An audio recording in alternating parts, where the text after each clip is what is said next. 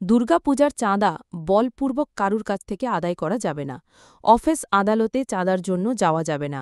কারুর বাড়িতে চাঁদার জন্য গেলে সকাল ৭টা থেকে ৯টা এবং বিকেল ৩টে থেকে ৫টার মধ্যে যাওয়া যাবে।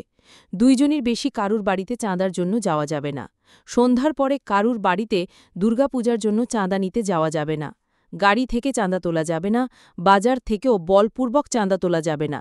যদি অভিযোগ আসে আইন অনুযায়ী ব্যবস্থা নেওয়া হবে বলে ক্লাবগুলিকে সতর্ক করে দিলেন বিশালগড় পঞ্চায়েত সমিতির হলঘরে আয়োজিত বিশালগড় মহকুমার সমস্ত ক্লাব ও বিভিন্ন পূজা কমিটির কর্মকর্তাদের মহকুমা প্রশাসন সহ স্থানীয় বিধায়কগণ।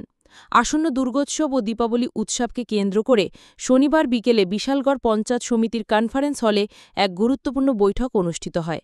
বৈঠকে উপস্থিত ছিলেন বিশালগড় ও কমলাসাগরের বিধায়ক ও বিধায়িকা। তাছাড়াও উপস্থিত ছিলেন মহকুমা পুলিশ আধিকারিক দুলালচন্দ্র দত্ত, মহকুমা শাসক রাকেশ চক্রবর্তী, বিশালগড়, বিশ্রামগঞ্জ ও মধুপুর থানার ওসি সহ বিভিন্ন লাইন দপ্তরের আধিকারিকরা। বৈঠকের শুরুতে সমস্ত ক্লাবগুলিকে চাঁদা নিয়ে যেন কোনো রকম জুলুমবাজি না হয় সেই বিষয়ে স্পষ্ট ভাষায় সকলকে জানিয়ে দিলেন আধিকারিকরা। শাসকের উদ্যোগে আজকে মিটিং। আমাদের একটাই উদ্দেশ্য, ত্রিপুরা রাজ্যের এটা সবচেয়ে বড় উৎসব, শান্তি শৃঙ্খলাভাবে এবং সুষ্ঠুভাবে যাতে সবাই পূজার আনন্দ উপভোগ করতে পারে।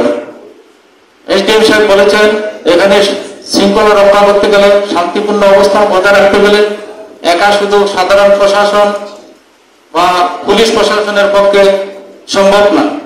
আমাদের এখানে গত বছর আমি এখানে পূজার অভিজ্ঞতা আছে। আমাদের মাননীয় এমএলএ সাহেব ছিলেন গতবার মিটিংয়ে, এবং যে কার্নিভাল হয় এখানে বেশি উল্লেখযোগ্য যে প্রোগ্রাম খুব সুন্দরভাবে হয়েছে। আমি আশা করব এবারও প্রোগ্রাম খুব সুন্দরভাবে হবে সরকারের সহযোগিতা।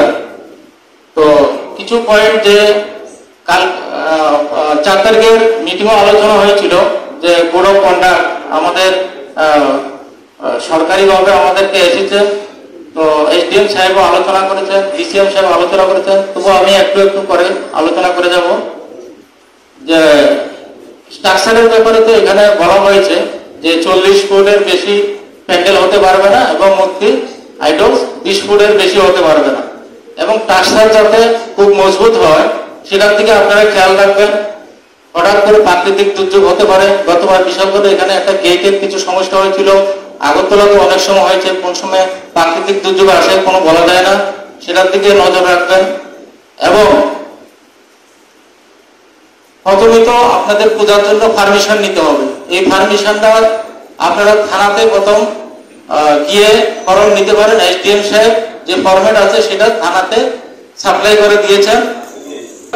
আপনারা সেখানে ফর্মটা নিয়ে সেটাতে যে যে কলামগুলি আছে সেগুলি ফিল আপ করে সঙ্গে পিডব্লিউডি ডিপার্টমেন্ট থেকে ক্লিয়ারেন্স নিতে হবে, ইলেকট্রিক ডিপার্টমেন্ট থেকে নিতে হবে এবং ফায়ার সার্ভিস থেকে নিতে হবে, আর ট্রাফিকের থেকে নিতে হবে এবং লোকাল পুলিশ স্টেশন থেকে কনসার্ন যে পুলিশ স্টেশন আছে সেখান থেকে ক্লিয়ারেন্স নিতে হবে। সেখানে কলামে সিগনেচারের জায়গা আছে এবং ওই ফর্মে আপনার প্রেসিডেন্ট সেক্রেটারি পূর্ণাঙ্গ অ্যাড্রেস, কন্ট্যাক্ট নাম্বার এবং নাম ঠিকানা দিতে হবে। তো এটা এসডিএম সাহেব বলেছেন 20 তারিখের মধ্যে আপনারা দিয়ে দেন। 21 তারিখ মহালয়া, পূজার বেশি দিন নেই, কারণ এরপরে আমাদের আরো প্রসেস করতে বাড়ানো হয়, সেটা ভেরিফিকেশন করা হয় সেখানে কোনো ত্রুটি আছে কিনা। সেখানে যদি কোনো ত্রুটি বিচ্যুতি থাকে সেটা ঠিক করা ব্যাপারও পদক্ষেপ নিতে হবে। 2-1টাতে ঠিক করা হয়েছিল গত বছর।